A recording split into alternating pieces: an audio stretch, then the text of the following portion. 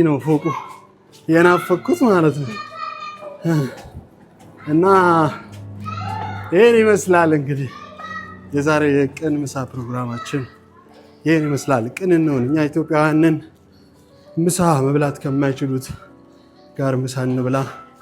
ቅን ፕሮግራም ላይ ደግሞ ድንገት የምናገኛቸውን ቤተሰቦቻችንን ወደ እናንተ እንጋብዛለን። እናንተ ካላችሁበት ረድኤት በረከት ማግኘት ትችላላችሁ።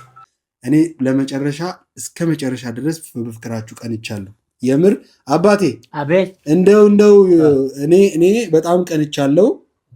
በጣም አስተማሪ ፍቅር ነው ያላችሁ። እመቤቴ ከጎናችሁ ትሁን። ዛሬ ብቻ አይደለም፣ ዛሬ በዚህ ሁኔታ ነው ቁጭ ብለን ያወራነው።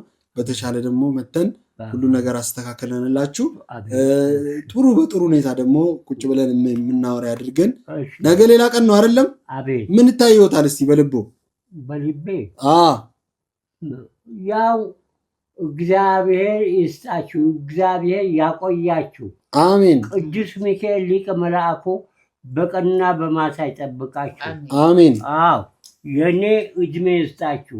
አሜን። የኔ እድሜ ይስጣችሁ። አሜን። ጌታ ኢትዮጵያ ሰላም ትሁንልን። አሜን። ኢትዮጵያ ሰላም ትሁንልን። አሜን። አገሩ ደህና ይሁን። አሜን። አዎ ሁሉም ይደግ። አሜን። አዎ ጌታ ያሳድገው።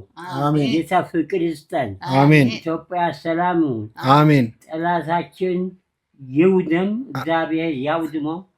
በረከት እናንተ አገኙ። አዎ በረከት አገኙ። አሜን። ይስጣችሁ፣ ፍቅር ይስጣችሁ። አሜን።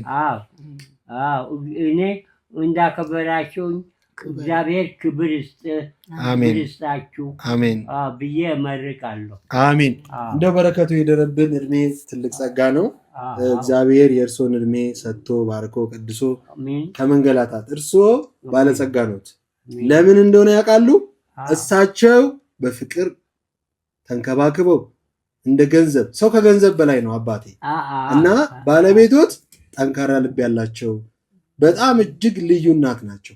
እኔ እሱን ነገር ማየት ይችላልሁ በዛሬው ዕለት ብቻ ማለት ነው። እና ስለዚህ እግዚአብሔር አምላክ ትልቅ ባለጸጋ አድርገውታል። እሳቸው በኖራቸው ፍቅራቸው አለመንሸራተቱ በፍቅር እስከዛሬ መቆየታችሁ ራሱ ትልቅ ነገር ነው። ፍቅራችሁ ለዓለም ይስጥ። አሜን አይደለ? እግዚአብሔር ባላችሁበት ይጠብቃችሁ። የእርሶ ምርቃት መጨረሻ ይሁን። መርቁን የመጨረሻ እሺ። እግዚአብሔር ያቆይህ። አሜን። ቅዱስ ሚካኤል ሊቀ መላእክቱ በቀንና በማታ ይጠብቁ።